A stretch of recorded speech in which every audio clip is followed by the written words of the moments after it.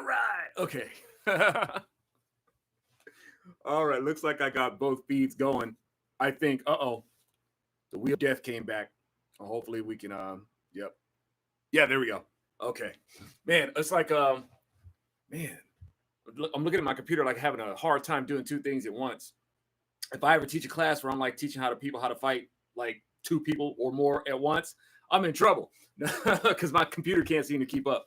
But well, y'all, welcome to Counter-AtTactics. This is my little online martial arts ministry. I figure since people are having to stay in their homes, well, you know, I've always had reservations about teaching martial arts in this fashion, as you guys have heard me talk about from the last couple of vids. But in case you're new to watching my little piece here, I've kind of steered away from doing teaching martial arts online. Because it's a very hands-on thing. It's you got to have that practical time. You got to have your lab work, and that takes another entity, another energy to be able to work this stuff out with, to be able to adapt with, and all that sort of stuff. And get the shock value of like having that hand-to-hand combat. Not just like some like sports sparring, but like some full contact sparring. And see how this stuff like plays out. With the dynamics of another opponent that's not readily going to let you hit them. So, but we'll work with what we got. And like I said, if for the experienced martial artist, if there's any things, tips that we could share with each other, this is just a fellowship for that. Where we can exchange knowledge. If you find something practical in what it is that I'm passing on, I'm blessed if you find it worthy to use. If you're a beginner, and you're interested in getting into martial arts, if you want to or if you're wanting to find a school for your kids, or if this is for yourself or whichever, I hope this serves as a useful tool to be able to seek out a school. And by all means, ask questions if you have questions on what to look for an instructor, or what to look for in a system, what school, what kind of school to look for, or something close to it, because maybe what you're looking for may not be in your area. You might be looking for a special kind of system, and the thing is, y'all, all systems pretty much cover a lot of what people are looking for. It just depends on how deep the instructor wants to go with it. And please forgive me, I'm not trying to sound condescending or anything like that, but a lot of times, instructors really don't get into the nitty gritty of what the system is about. And when that happens, a lot of systems, they end up getting a bad rep when they're not really deserved, because a lot of systems do cover a lot of the stuff, but a lot of times people can't see beyond the movements. They see the movements and stuff like that, but they don't really know what they're for, so they miss a lot of the stuff. It's like, well, this system only seems to be focused on striking and stuff like that, and that's all they can see. It's like, no, there's a lot of stuff that's going in there. There's joint manipulation going in there. There's implications of folding and stuff like that. There's implications of groundwork and all that sort of stuff that's in that system that a lot of times, instructors don't pull out. I've studied in those systems. I've seen it for myself, and I've been one of those instructors. I've been one of those instructors that, had a, for lack of a better word, and I'm saying this of myself, had a superficial view of what these movements were and how to apply them, if at all. Finally, when I was introduced to, my latest instructor, back in '95, we started from scratch, and he just broke it all down and said, this is this, this is this, and then gave me a good foundation to be able to expand more on, on interpreting these movements and squaring them up with, the passed on as close as possible original intent of the movement, right? So that's one thing that also as a martial artist is that you really want to try to stay true to the core of it, so as to not pervert the system and try to make it something that that doesn't reflect on what it was. Because when you do that, you rob the student. You'll rob the student of their own exploration of the arts. So you got to give them a solid basis of where this stuff comes from, because it's an art, and arts have a basis, but art is about self-expression. But you don't want to impose your ideas so much onto your student, and kind of get in the way of them having their own personal execution of how these things work. You know what I'm saying? So at any rate, y'all, these, are things to like kind of look for in a school, look for in a teacher, and things like that. And so anyway, in the last, and I hope I'm coming through okay. From where I'm standing, if you guys are chiming in, I can't really see it from where I'm standing. It's like, so you never see the comments, man. You got that ADD. You can't do two things at once. It's like, but thank you guys for coming in. I hope the feed, so far nobody's saying that the feed is bad. Okay, cool. All right. Thank you guys for coming back. I'm back too. So at any rate, what I'm doing, y'all, is I'm kind of giving an overview of basic stance work. This is basically the science of staying on your feet is really what I'm trying to get across here. A lot of times there's an idea that all fights go to the ground, and there's a reason for that. Fights go to the ground because a lot of fighters are undisciplined, and a lot of times fighters, they throw their weight around. Literally, they'll throw their weight around, and before you know it, they're on the ground by their own fault. Not even because the person took them down, but because they overcommitted and their axis was way off and all that sort of stuff. And when those oscillations happen, a person can throw themselves to the ground just as surely as their opponent will. So what we want to cover is that we want to make sure that we've got the science of standing up, and there's a science to staying on your feet. So we've covered the horse riding stance. We've covered the hill climbing stance, what some systems would call the front stance or the forward stance. And so today we're going to look at the cat stance. So with the cat stance, y'all, there's variations of the cat stance in your Chinese boxing schools, Shaolin, whether it be northern or southern, particularly southern. You're going to have a cat stance, and also in some schools they may have a tiger stance. And the tiger stance and the cat stance, they look very similar. It's almost like splitting hairs. But in your cat stance, you're going to have this stance right here. It's a little bit more narrow, right? You have most of your weight on your back foot, and you're going to be resting on what they call the ball of your foot on the front foot, right? And your back is going to arch out, where your behind is kind of jutting outwards a little bit, and you want to kind of maintain this kind of upright posture as you're sitting in this stance. Okay, so there's your cat stance. Tiger stance is just a little bit deeper. It's a little wider. If really anything, that's the only variation. Tiger stance is basically cat stance. It's just a little bigger, right? If it's a school that teaches that stance. And then you may see in the Taekwondo systems, they also incorporate, a cat stance, but they also have like their tiger stance is more of what they would call an L stance, right? So the L stance is a little bit broader, and you can see where the way your feet are positioned. I don't know if you can see it from here. The way your feet are positioned kind of makes an L, all right? So they're from here and then from here, right? Now with these stances, y'all, when you see these stances, combatively, they don't really seem to mean anything. Okay. And I think a lot of times, even when you get into the kinetics of the stance, even when it's being taught, you see the stance, but a lot of times what's not covered is how you got there. Okay. How you get to the stance is also very important. So we're and different schools is going to teach you different things about the stance. So it's like, I'm not going to try to cover what every school would teach you about that stance. But bear in mind, when you look like, say, for instance, like the front stance, you see the front stance, right? We talked about the front stance. It's not just about the stance itself. It's how you get there, right? How you step to that stance. You can't just like step to it any way. There has to be something about that transition that's applicable to applying it in a self-defense situation. So you can't just step into the stance. It's how you get there is just as important as the stance itself.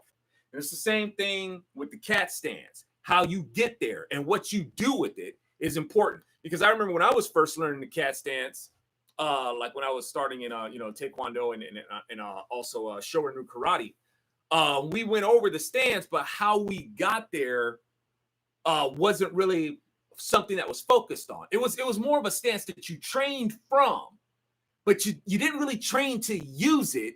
You trained from it. Like you would get into this cat stance and you would work on certain movements from this stance, your hand movements from the stance. But what the stance was actually for wasn't really taught, right? And I'm not trying to blame the instructors because I was a knuckleheaded student. Maybe I just didn't pick up on it, right? That might have been my fault. Okay. 1 second. You guys practice that stance while I'm over here doing this thing. Don't be worried about what I'm doing. You just make sure that you're practicing. All right. Did you guys master it yet? Okay. So now let's talk about with the cat stance, y'all. You notice that this weight is going to be on the back leg. All right. So now, once again, we want to talk about how we got to the stance.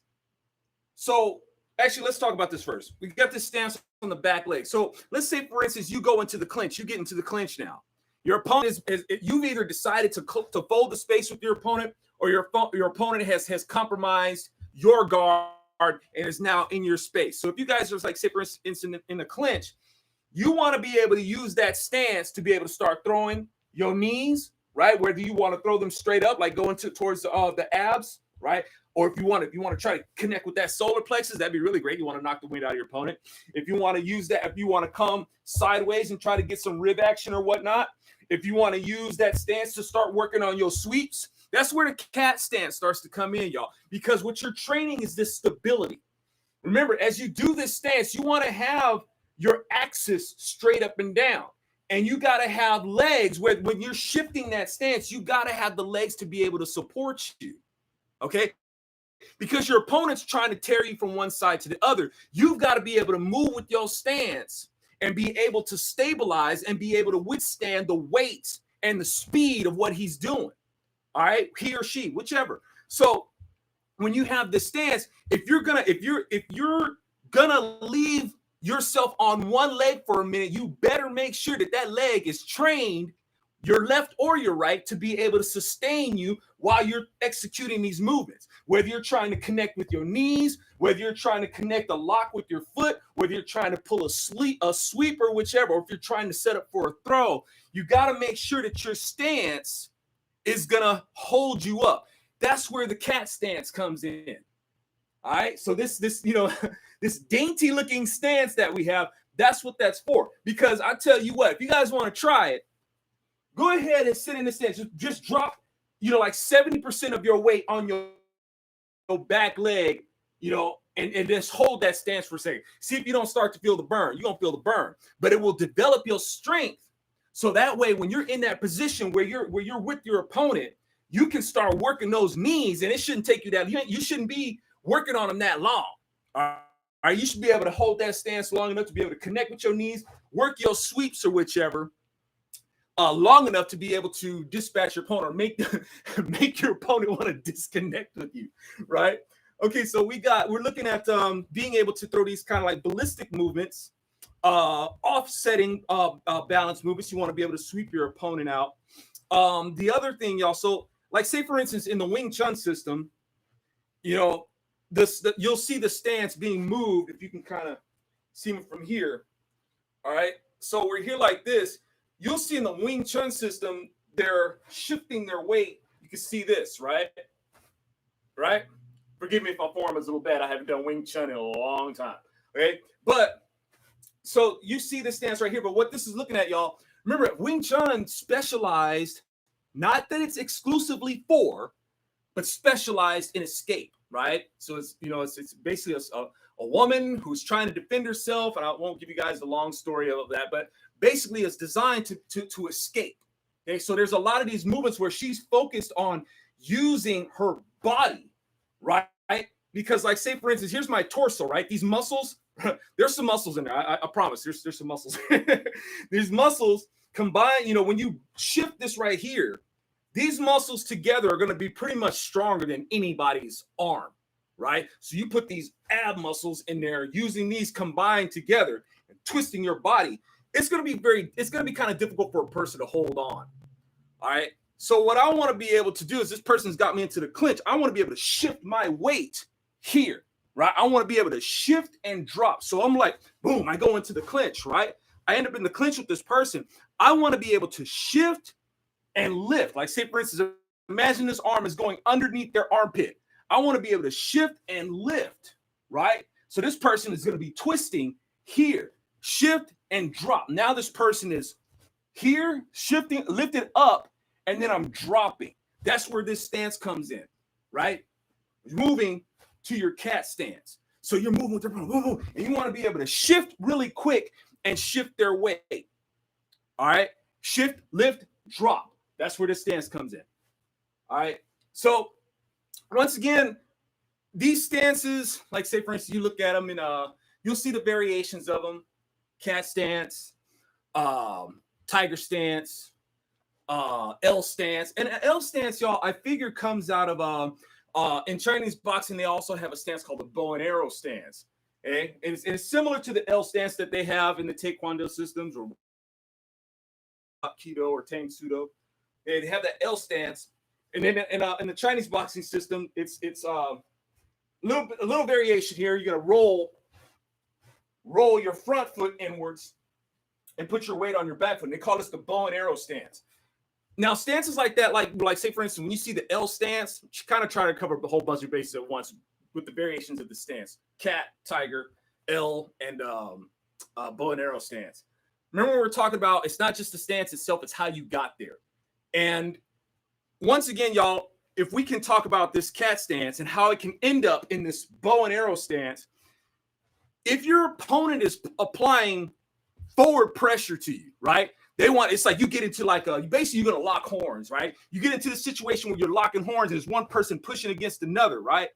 So where the cat stance also comes in, y'all, is just like we talked about with the shifting. You want to be able to shift your weight, because if your opponent is pushing towards you, y'all, you don't have to waste your energy trying to push back against them, because now you guys are just in a peeing contest, right?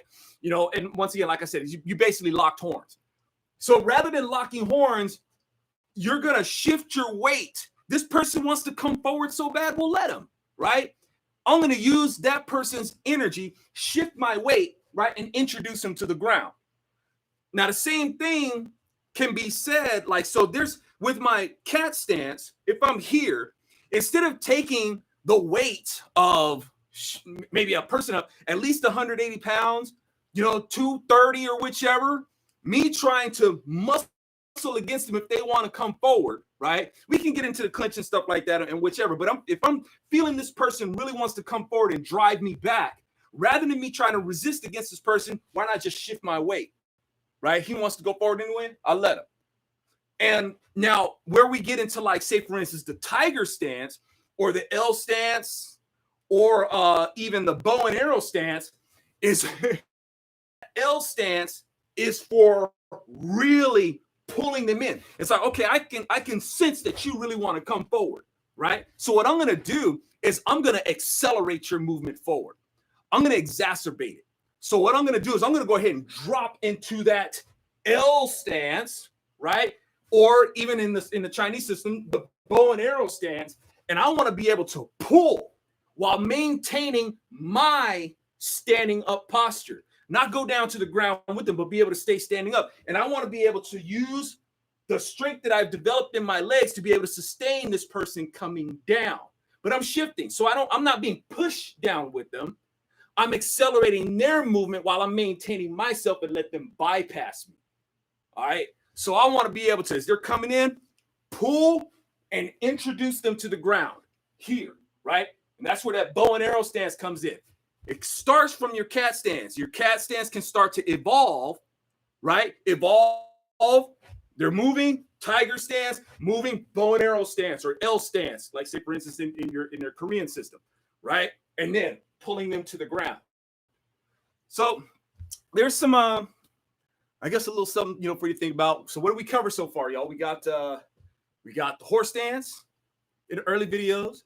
We got the front stance or hill climbing stance, forward stance in a second video. And then we got the cat stance in the third video. So hopefully, y'all, make sure I covered everything. I wrote me a little checklist to make sure that I covered everything that I wanted to be able to cover. And yeah, I think we did. So I hope that was useful to you guys. I hope it was interesting enough to keep you guys coming back. If you guys found the information useful, if you're a martial artist, I hope the things that I shared has squared up, to make sense, logical. Remember, y'all, every martial artist is going to have things that they're biased towards in what they want to use. And a lot of times, we just want to make sure that the kinetics are sound. There's things that people feel what they would do in combat. And once again, we try not to, you don't want to, as a teacher, you don't want to impose what you feel would work because your feelings may not match the feelings of your students. You just want to try to keep it to the core, basic as possible.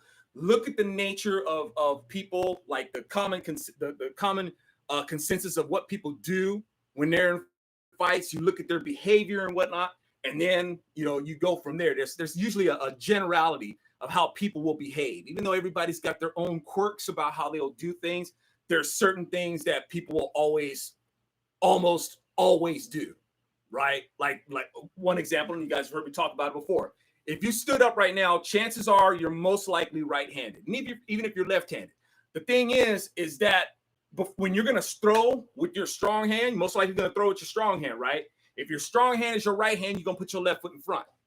All right. If your strong hand is your left hand, you're going to put your right foot in front. The same thing goes for pretty much fighting.